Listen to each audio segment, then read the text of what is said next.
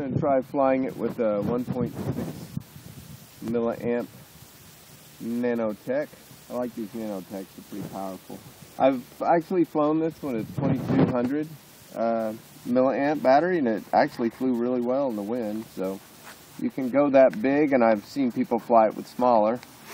And I'm also flying with an 1100 kilovolt motor on a, was it 11 by 4.7 slow fly, a metal bladed prop.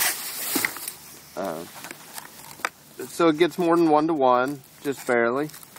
So it'll hover and do 3D. That's all I wanted. And it's a tail dragger. I suggest putting a little bolt there. You can see how it kind of tears up the bottom if you don't. Even if you do, it still kind of gets dirty. But what's neat about this is watch how short a distance this thing takes off. And you can go straight up into a spin immediately.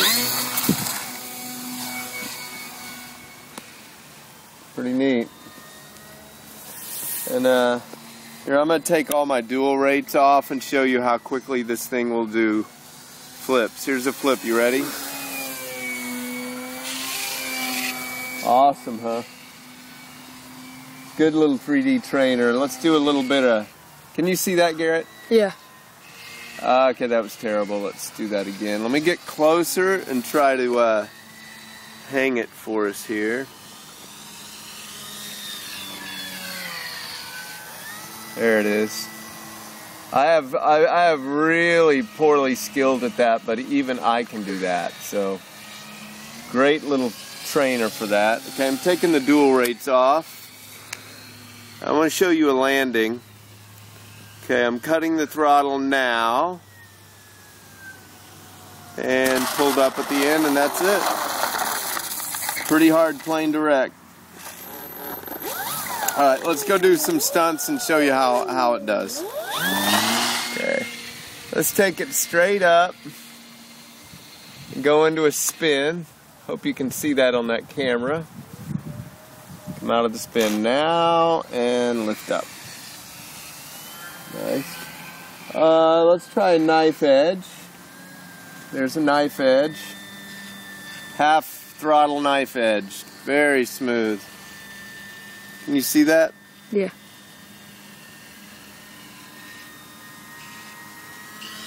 Okay, let's try inverted over the runway. Show you an inverted pass. About half throttle. Real smooth, real easy. Barely any elevator on that. Let me pull back around where you can see it better. And I know you can't tell in the camera, but this thing looks really big in the sky. It's really easy to tell what it's doing.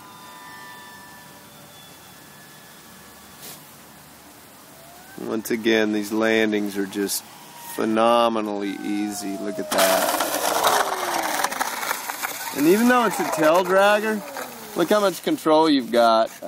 Like there's full right, full left. So I don't feel out of control on the runway at all. Here's just a nice trying to drive it straight. Not bad.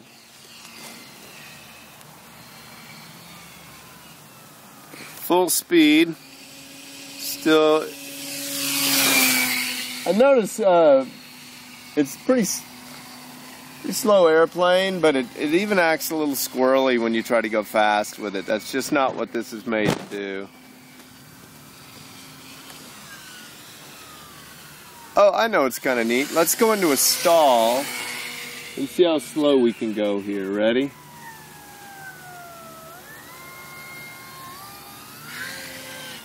That's about it. Woo, that's just barely moving, huh?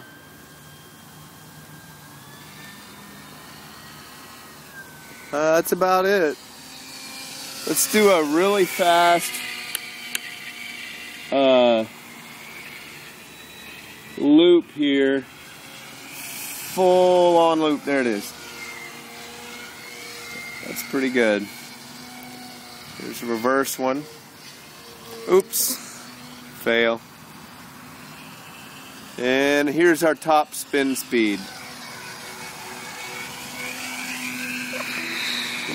I'll show you guys at the end what my dual rates look like. Right now I'm not on, I have it on Expo, but I have it on full throw right now. So you can see how tight that loop is on a full throw. Oops, terrible. Try that again. Yeah, okay, I'm going to do that same thing. I'm going to flip my dual rates on.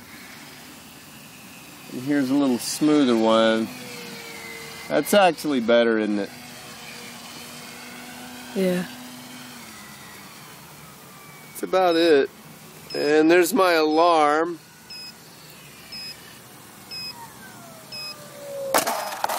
You see how hard I just hit? But this landing gear is pretty indestructible. Really nice stuff.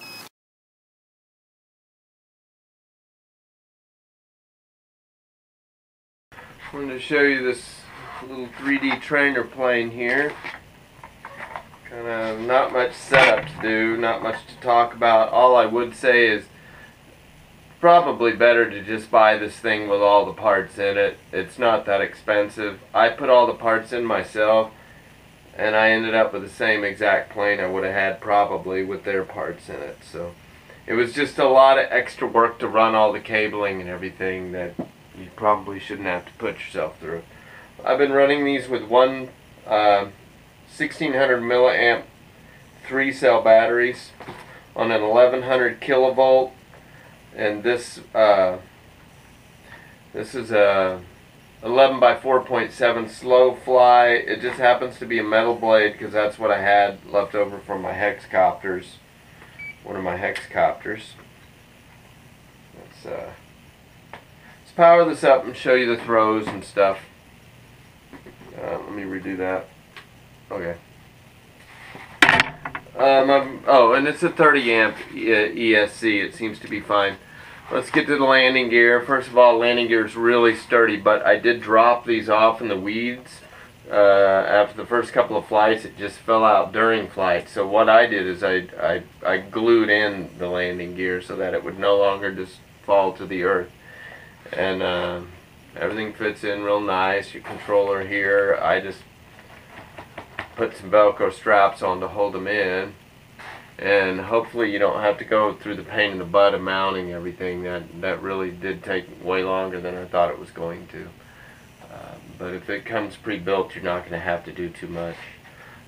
You will probably want to glue your a battery bay section here. You're probably going to want to re-glue that because mine came off and had to re-glue it, and it came off without anything really pushing it hard. Okay, it slides in just like this. I like to hide my cables a little bit. Pinch my cable in there. Let's power this thing up and check our throws. Haha. You know what just happened? Just recalled my radio on the wrong plane. Okay. Alright, I'm back. I had something weird with the radio. I just fixed it. So I'm going to show you my full throw on my rudder. This will be good. Here's your... I always fly full throw on the rudder. It's a lot of rudder, but I kind of like it. It's fun. You get that? Okay, let's show you full throw on the elevator.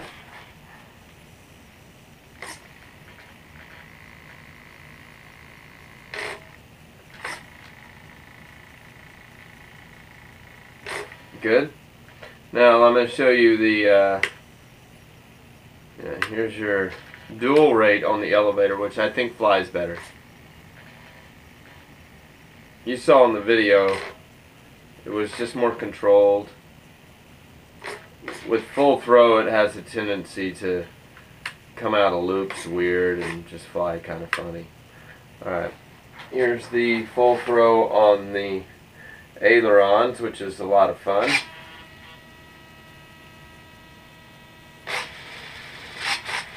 Oh.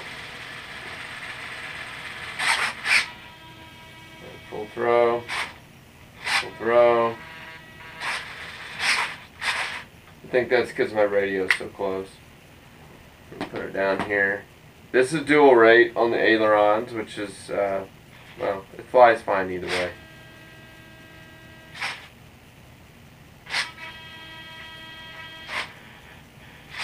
That's it. Yeah, what's up with that? Yep, that's what it is. I'm just a little close to the radio right now. And, I think that, yeah, I told you I'm doing an 1100 kilovolt motor here. I'll list all the stuff later. And I have all kinds of different servos on this thing, just whatever I had laying around and stuck in the airplane. I just made sure I matched my aileron servos, so those are both the same. I wrecked this plane before the video, before I shot it flying, and both wings came completely off. And man, you can't even tell. The thing looks like a brand new plane after just about a 20-minute glue drop. This thing went right back together. I went full speed into the ground, and because I had my receiver failed and left everything just like it was, which was full throttle in the turn, and it ended up nosing into the earth and busted everything up pretty good, but it glued in well. And notice all the spars on this. Notice you've got metal all the way through to here, and on your wings, look at that, all the way to the ends, and that's a big old, look at that big old square piece right there. That sucker's not going to move, no matter how hard you twist this thing around in the air. And then you've also got spars here, and then you even have one, look at this on the rudder. A nice little one right there on the rudder. Really nice. It looks kind of stupid, admittedly. The plane's not pretty or anything. It's just a trainer plane. You're certainly not going to pretend. It certainly doesn't feel like you're flying a real airplane. It's just a 3D trainer. That's about all there is. And I hope you enjoy the plane. I sure have. It's a little bit boring, honestly. I get bored with this plane because really all it is a 3D plane, and if that's not what you're looking for, don't buy this. It's really just a 3D trainer. It doesn't fly like a real plane at all, and it's kind of ugly in the air. The only thing I would say about the plane that's real big positive is it's an enormous airplane in the sky. It's really easy to see what this thing is doing, which again adds to it being a 3D trainer. So, enjoy!